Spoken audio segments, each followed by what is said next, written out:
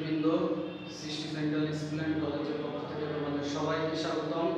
আমি শেখ আব্দুল্লাহ মামুন, তোমাদের গণিত টিচার। আশা করি তোমরা সবাই ভালো আছো। আমিও তোমাদের দোয়ায় আল্লাহর রহমতে আলহামদুলিল্লাহ ভালো আছি।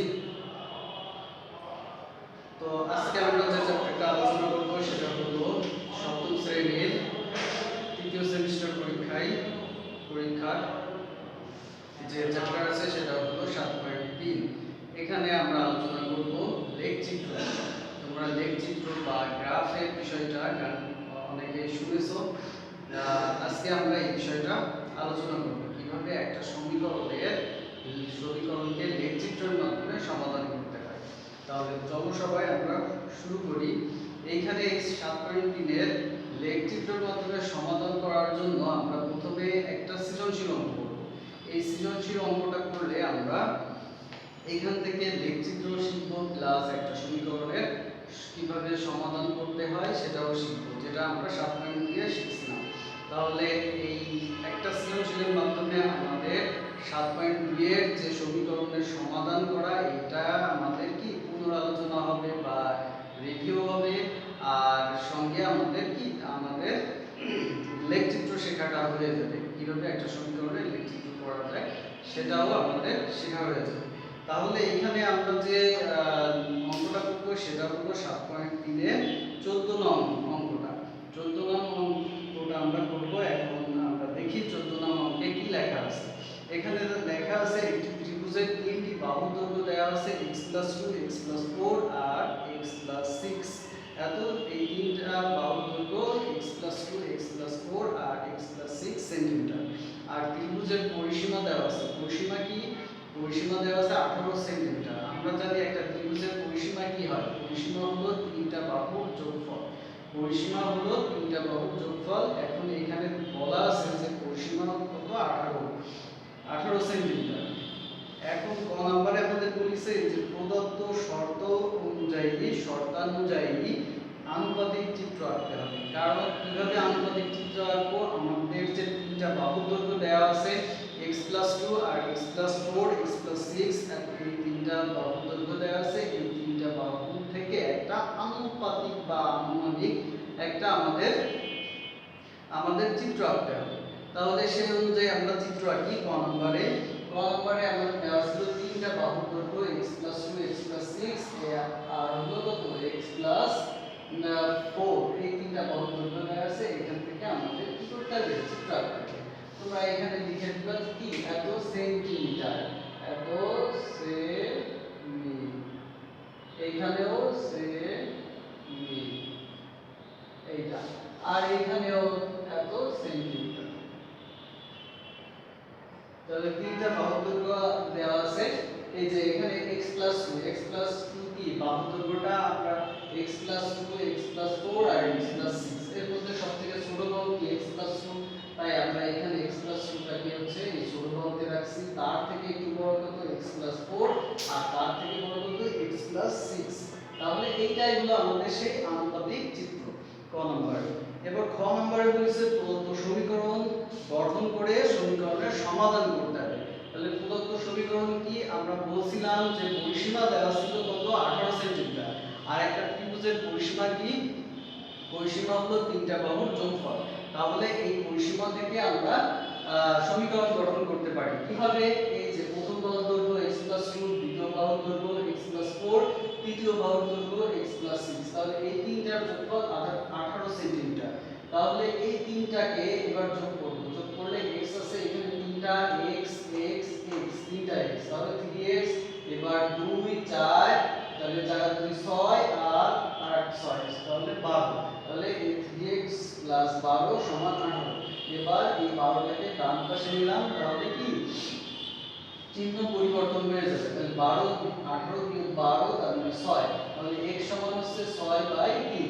তাহলে 3x x এর সঙ্গে 3 গুণ ছিল, এই পাশে আমাদের ভাগ হয়ে গেল। তাহলে 6/3। এবার 6 কে 3 দিয়ে ভাগ করলে 2। তাহলে নির্ণয় সমীকরণ সমাধান হলো কত? 2। এইটা হলো আমাদের এই সমীকরণের গঠন সমাধান। এখন এই সমাধানটা আমরা কি করছি? গাণিতিকভাবে করছি হচ্ছে এই সমীকরণের সমাধান। এখন গতে আমাদের বলেছে সমাধান আমরা করলাম গাণিতিকভাবে এইটাকে লেখচিত্রের মাধ্যমে সমাধান করে দেখা। এটা হচ্ছে আমাদের গ নম্বরে বলছে। গ নম্বরে যে সমাধানের লেখচিত্র আঁকো।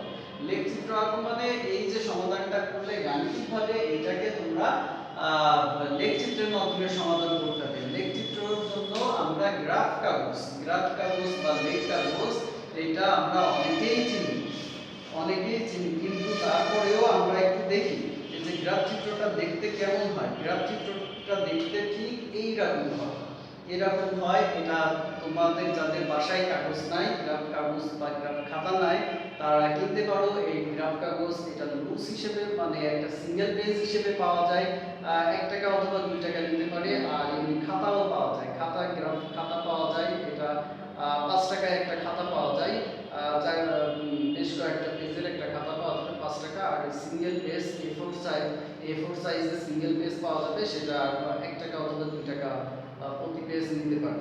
তাই গ্রাফ কাগজ দেখতে কিন্তু ঠিক এরকম হয়। এই যে আমাদের বইতে যেভাবে আঁকানো আছে এইভাবে কিন্তু আমাদের গ্রাফ কাগজ হয়। এই গ্রাফ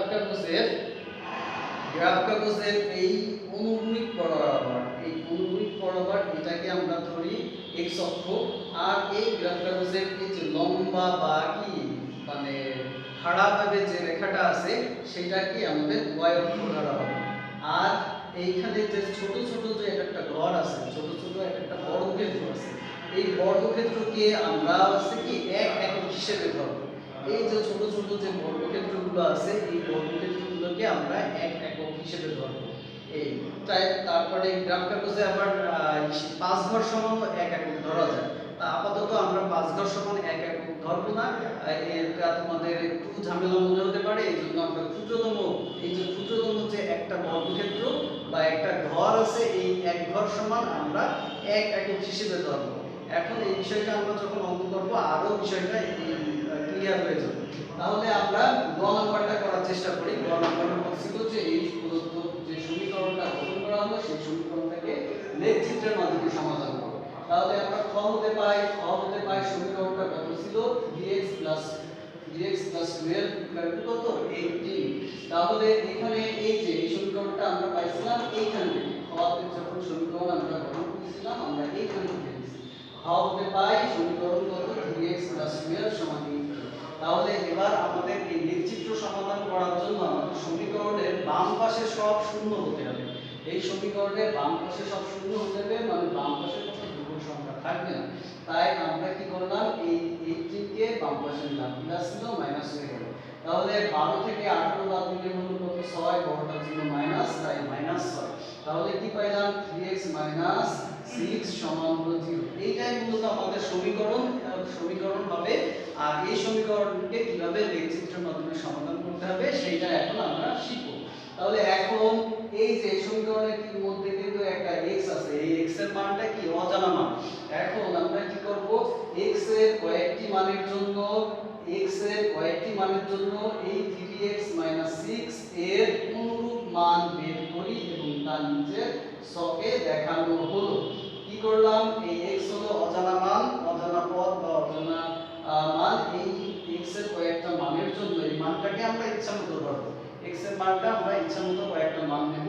এই কয়েকটা মানের জন্য 3x - 6 এর কি অনুরূপ মান, মানে x এর মান যা হবে সেই অনুযায়ী কি 3x - 6 এর মানটাও হবে। যে মান বের করি এবং নিচে ছকে তা দেখানো হলো। এই যে নিচের ছকটা হলো আমাদের এইটা। এখান থেকে আমরা কি করব এই আমরা তিনটা বিন্দু বের করব।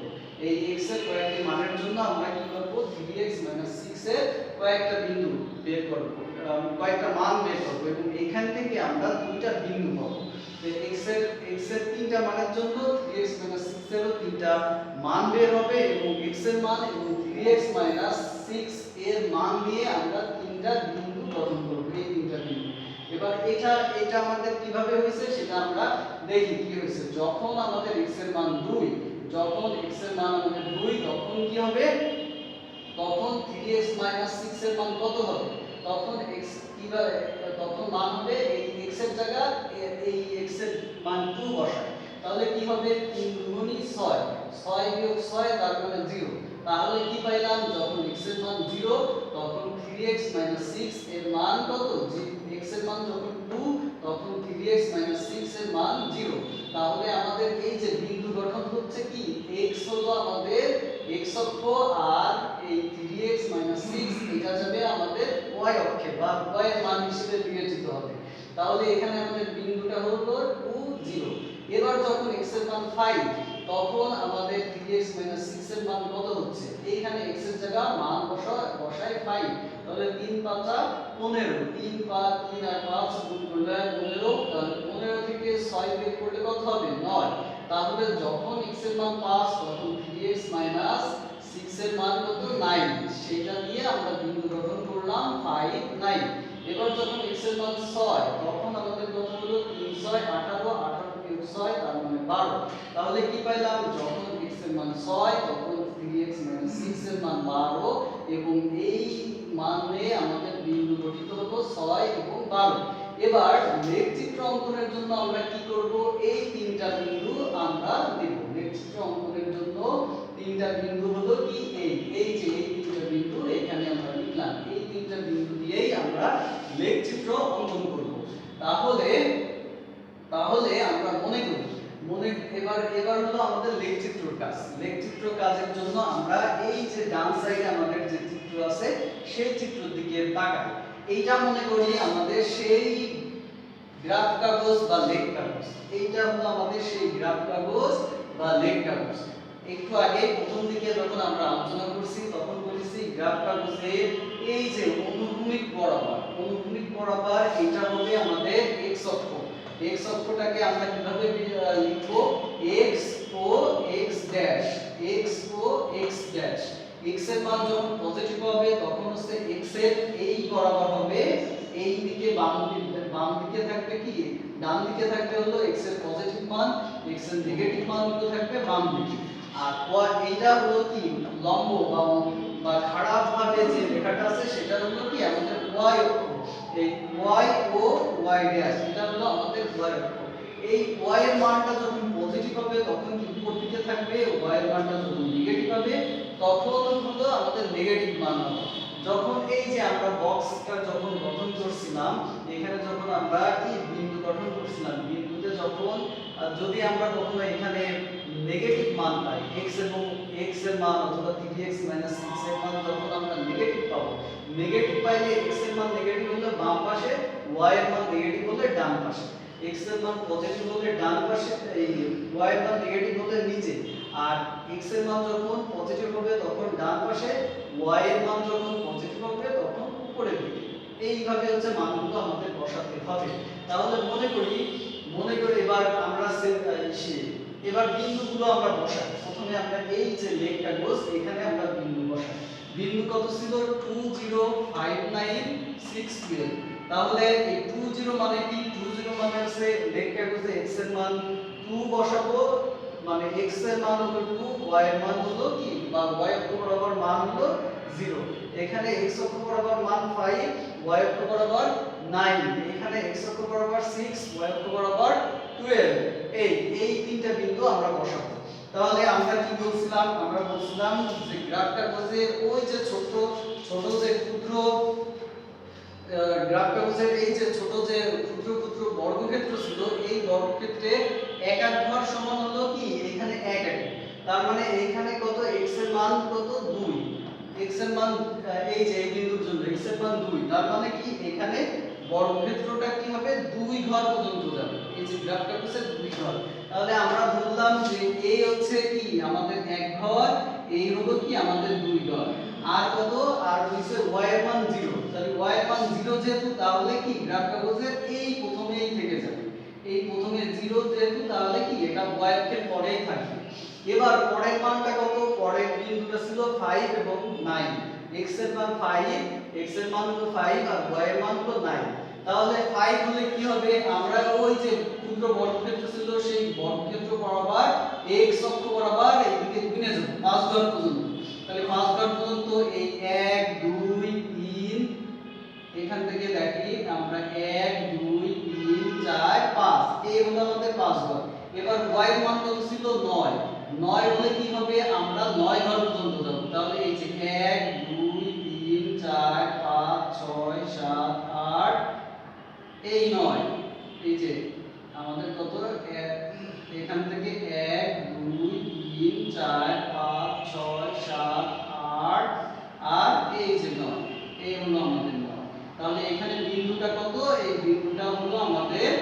5 এবং 9। 5 হলো x এর মান, y এর মান হলো 9। এবার যাব কত, এবার হচ্ছে আমাদের 6 এবং 12 বিন্দুটা আমরা বসাবো এই লেখটা হচ্ছে। তাহলে এখানে x এর মান কত 6, আমরা এই যে এই পর্যন্ত বসাইছিলাম 5, তাহলে এটা হবে 6, এটা 6 এবং 6 থেকে y এর মান কত 12। তাহলে 12 হলে আমরা এখান থেকে গুণে যাব 1 2 3 4 5 6 7 8 এই 9, এই হলো আমাদের 9, তারপরে 10 11 12, এই হলো আমাদের 6 এবং 12 বিন্দুটা। তাহলে আমরা কি করলাম, এই যে তিনটা বিন্দু, এই তিনটা বিন্দুটা আমাদের কি গ্রাফ কাগজ বা লেখ কাগজে আমরা বসাবো। বসানোর পরে কি করব, এই তিনটা বিন্দুটা আমরা স্কেল দিয়ে আমরা যোগ করে দেব। স্কেল দিয়ে এই তিনটা বিন্দু যোগ করব। যোগ করে দেখলাম কি একটা সরল রেখা পাইছি, একটা সরলরেখা পাইছি এবং এই সরলরেখাটা x অক্ষ বরাবর, এই যে আমাদের x অক্ষ বরাবর যে বিন্দুতে কি মিলবে বা যে বিন্দুতে ছেদ করবে সেটাই হবে আমাদের নির্ণয় সমীকরণ। সেই যে বিন্দুতে মিলে যাবে মানে ছেদ করবে সেই বিন্দুর যে x এর মানটাই হবে আমাদের কি নির্ণয় সমাধান। এখন এই যে আমরা এই যে লেখ কাগজে যে চিত্রটা আঁকছি, এই যে চিত্রটা, এই চিত্রটার একটা বর্ণনা লিখতে হবে। সেই বর্ণনাটা আমরা কিভাবে লিখব, এইভাবে যে মনে করি পরস্পর ছেদি, এই যে এইটাকে এইটা পরস্পর লম্ব ছেদি, একটা রেখার উপর একটা রেখা খাড়াভাবে আছে, তাহলে এবং তাকে কি সেট করা হয়েছে, একটা রেখাকে আরেকটা রেখা সেট করেছে এবং এই রেখাটা কি আছে লম্বভাবে আছে। তাহলে পরস্পর লম্ব ছেদি রেখা x ও x ড্যাশ, এই যে x ও x ড্যাশ এবং y ও y ড্যাশ, এই যে y ও y ড্যাশ যথাক্রমে x ও x ড্যাশ কে আমরা বলতেছি কি x অক্ষ, y ও y ড্যাশ কে বলতেছি y অক্ষ, এবং এই যে মানে ওটা কি আমাদের মূল বিন্দু, এখানে মূল বিন্দু, তাহলে ও হলো কি আমাদের মূল বিন্দু। এবার সবকাগজের ক্ষুদ্রতম বর্গের এক বাহুর দৈর্ঘ্যকে 1 একক ধরি। আমরা বলছিলাম প্রথমে যে ওই যে লেখ কাগজের এই যে ছোট ছোট যে ঘর আছে, এই যে ছোট ছোট যে ঘর আছে, এই ছোট ঘরকে আমরা ধরছি কি এক ঘর সমান 1 একক।